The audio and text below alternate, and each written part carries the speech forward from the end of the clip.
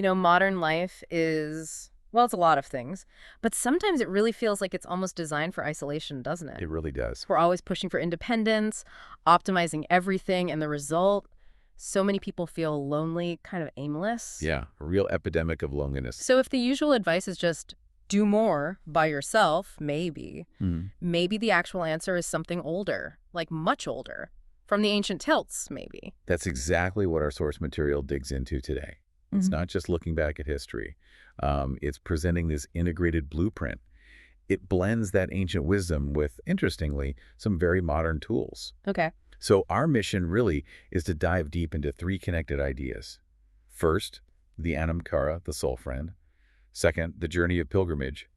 And third, how some modern tech like AI can actually help make it all happen. And the sources we have are pretty rich, right? We're not just looking at theory. There are personal notes, detailed research from actual pilgrimages in Scotland. Yeah, and Cornwall too, yeah. Yeah, right, in Cornwall. And importantly, a plan for tackling that big hurdle, the sheer mental effort, that weight of planning something ambitious. Exactly, which often stops good ideas cold.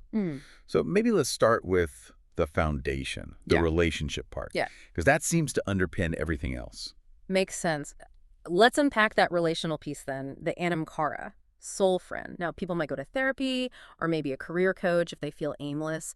What makes this Anam Cara concept different, maybe even better for that specific 21st century feeling of being lost, setting aside the specific theology for a moment? Well, the sources frame it as spiritual direction reborn as a profound, encouraging friendship.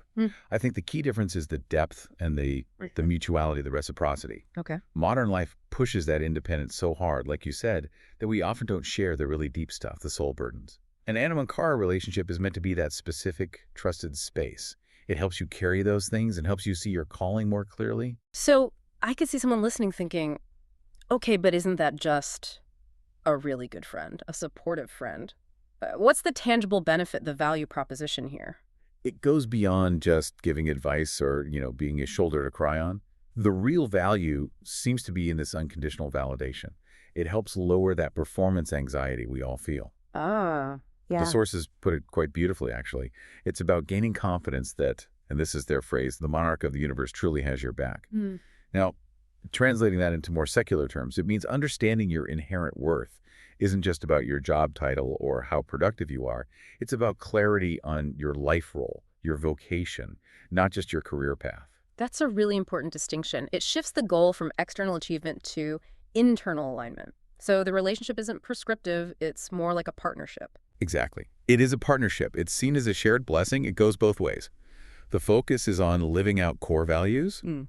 The sources call them kingdom values, but you could translate that as integrity, service, community, just basic good character. It's a journey together toward growth, not one person telling the other what to do.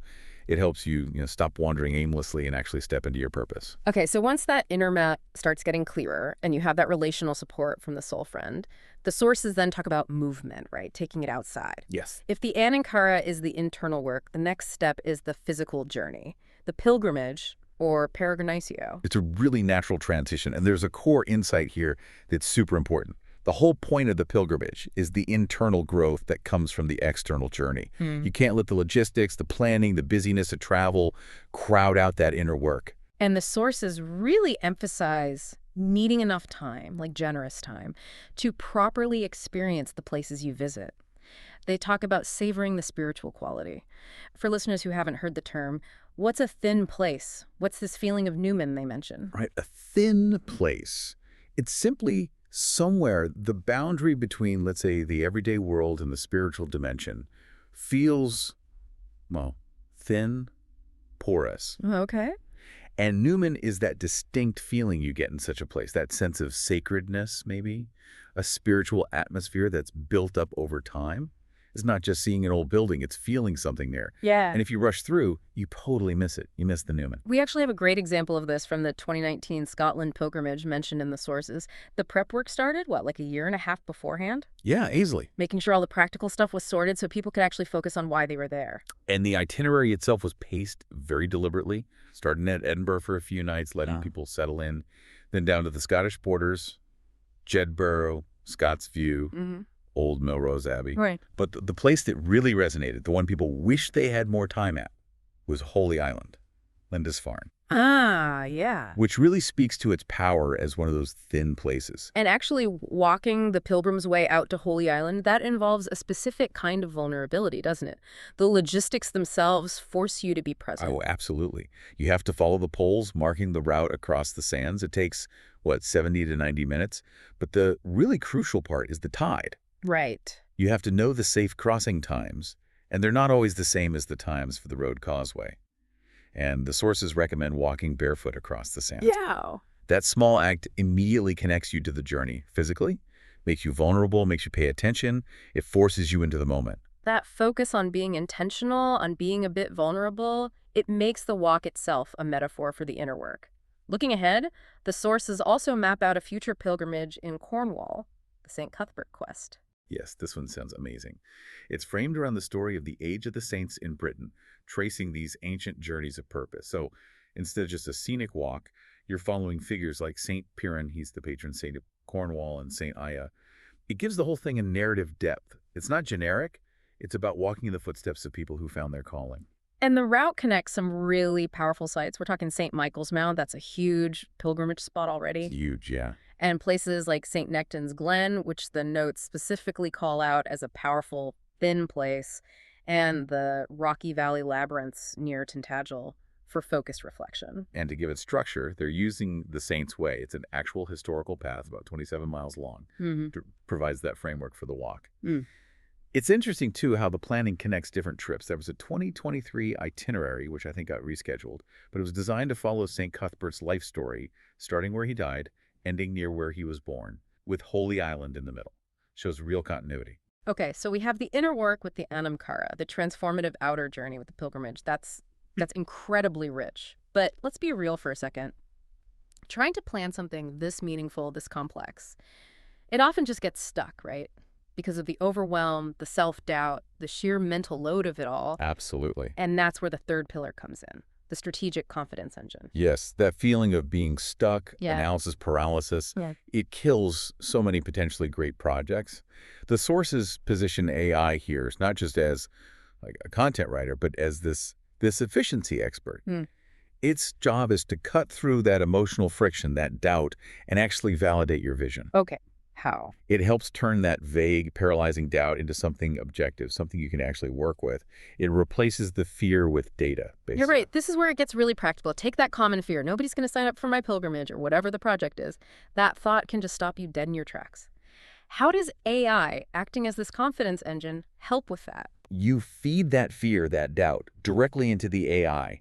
And instead of you just stewing on it, the AI can instantly turn it into, say, a clear 5-point analysis of the risks versus the potential rewards. And maybe a checklist of concrete steps you can take to reduce those risks. It takes the emotional charge out of it and gives you structure. It helps you tackle it systematically. And it also massively speeds up the actual doing, the implementation. The sources mention a video to blog to email funnel.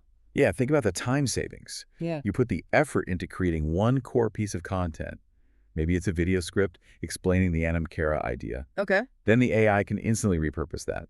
It can generate a detailed outline for a blog post based on the script. It can draft a personalized sales email using the key points. It can even structure the information logically for you to organize in a tool like NotebookLM. Oh, wow. So one piece of effort gets leveraged across multiple channels consistently. That's huge. And crucially, the AI seems good at translating these deep, maybe spiritual concepts into marketing messages that actually grab people's attention, cutting through the noise. Yes, it's like a strategic translator or architect. The examples generated were pretty compelling. Things like, your morning routine is probably draining you. The ancient Celts never did quiet time. They did something far better. Ooh, that's good. It hits a definite pinpoint. Exactly. Or something really direct like, 3 questions that will tell you your life's purpose. Celtic wisdom. That kind of hook connects the ancient wisdom to a very modern need for clarity and purpose, making it instantly relevant. What's really interesting there is how the modern tool, the AI, doesn't seem to water down the original depth. It actually helps amplify its reach. Right. It reduces the friction in sharing something genuinely meaningful. That really ties it all together. We've gone from the very personal guidance of the Anam Cara through the physical and spiritual journey of peregrinatio on these ancient paths and landed on using modern tools, this strategic confidence engine, to actually make it happen without getting bogged down. Yeah, ultimately, whether you find your clarity through that quiet connection with a soul friend or through this focused effort of walking a path like the Saint's Way, the end goal is similar, isn't it? It's clarity, it's service. It's about um, allowing yourself that encounter with the sacred, however you define that, and stepping into the unique role you're meant to play. So, as you listening, think about applying this to your own life, your own projects. Maybe remember that core wisdom from the sources. A successful pilgrimage needs time. Time to really soak in the spiritual quality, the noumen of a place. The transformation happens when you let go of trying to control everything. Exactly. So thinking about that your inner journey is really the main event with one simple choice, maybe even a daily choice you could make starting right now. A choice to stop trying to force your purpose with sheer effort and instead just create a little space to allow it to be revealed, maybe through paying attention, maybe through relationship.